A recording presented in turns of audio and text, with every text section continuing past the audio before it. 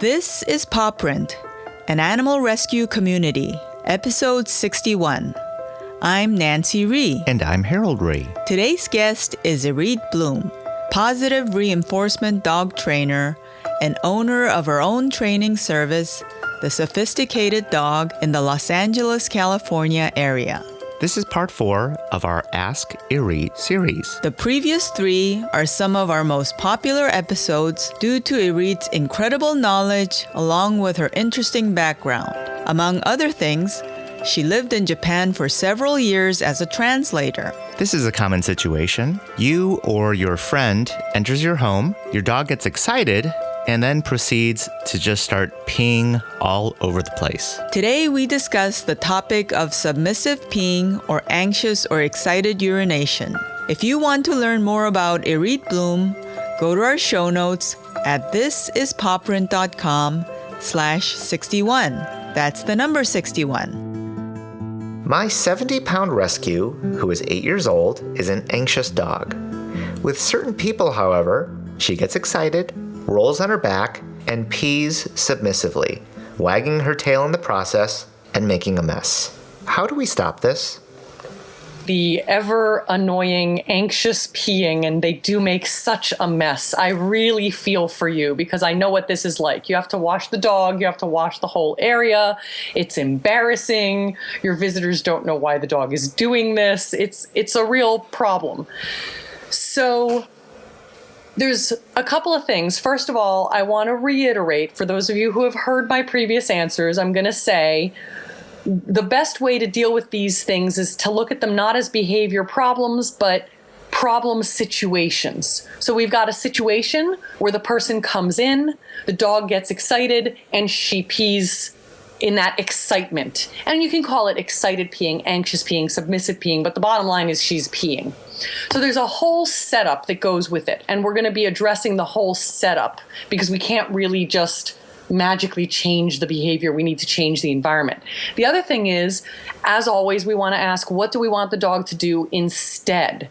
Because it's going to be very hard for her to stop being so excited if we don't give her a specific task that she can focus on.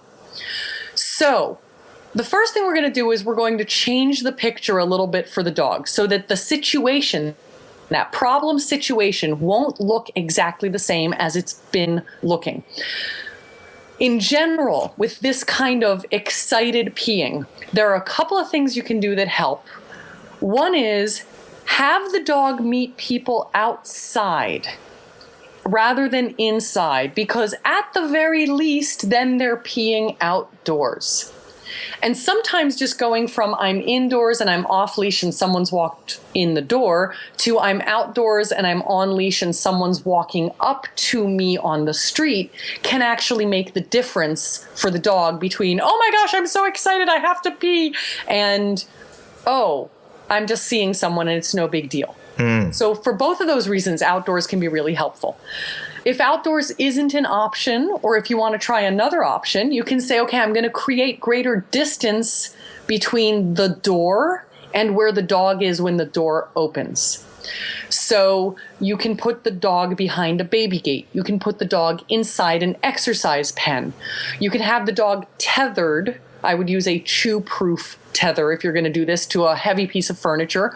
Or you can have someone in the household with a leash, but instead of holding the leash, you're going to put the leash, well, one end in your hand, the rest of it on the ground, and you're going to step on the leash so that there's enough leash room for the dog to sit or stand and move around slightly, but not so much that they can dart over to the person. The reason I want you to step on the leash rather than hold the leash is when you step on the leash, it's like a tether. It's a fixed point, and it feels very different to the dog than when you have it in your bicep and you're just kind of playing tug of war with the dog. Even if you don't mean to be, you're tugging back and forth with the dog, and that will encourage them to do more lunging, and it will also build up more excitement, and then you're more likely to get the peeing.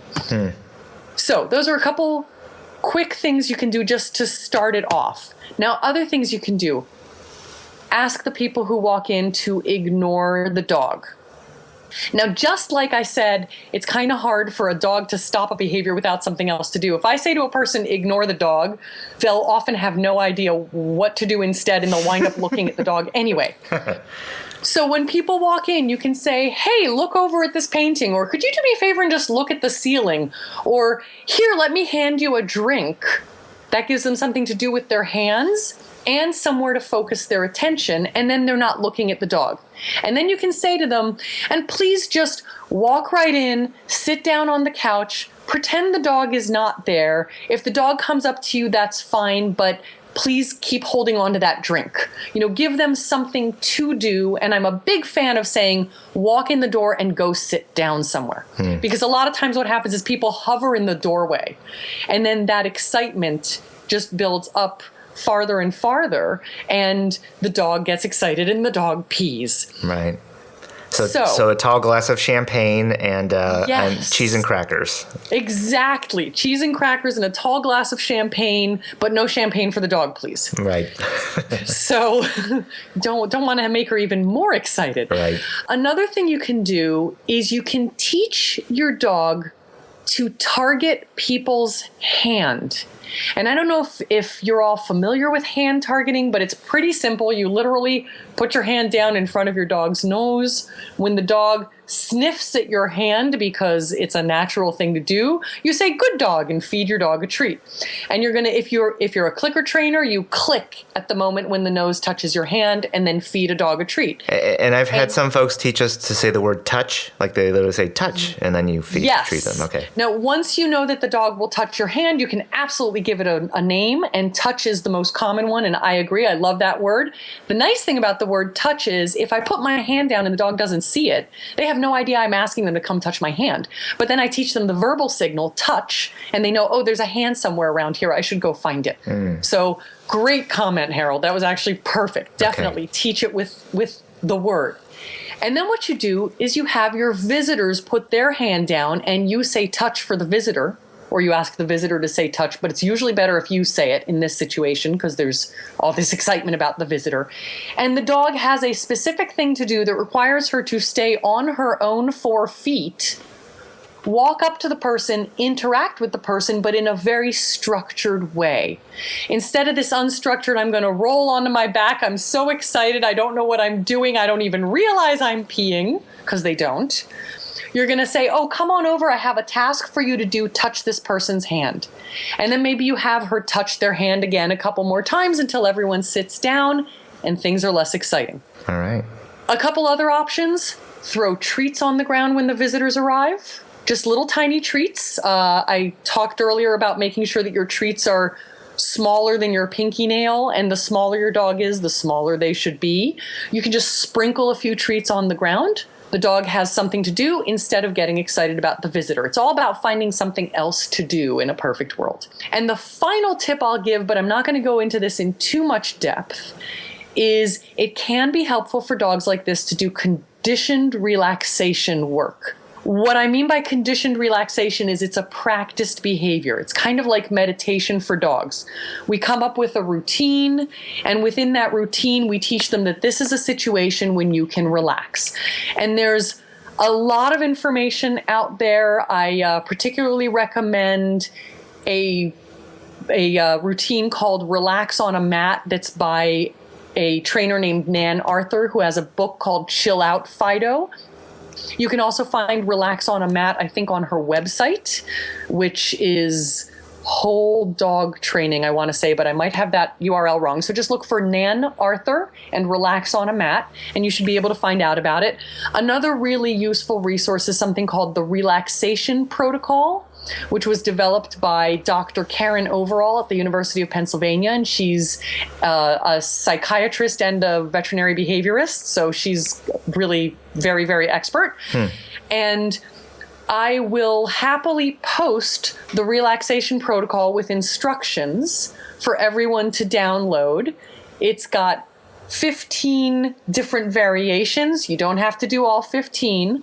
But they do teach the dog to relax when different things happen. And then part of the thing that gets incorporated is things like doorbells and doors opening and shutting and the dog being relaxed while all of that goes on. So those are a couple extra things you can do.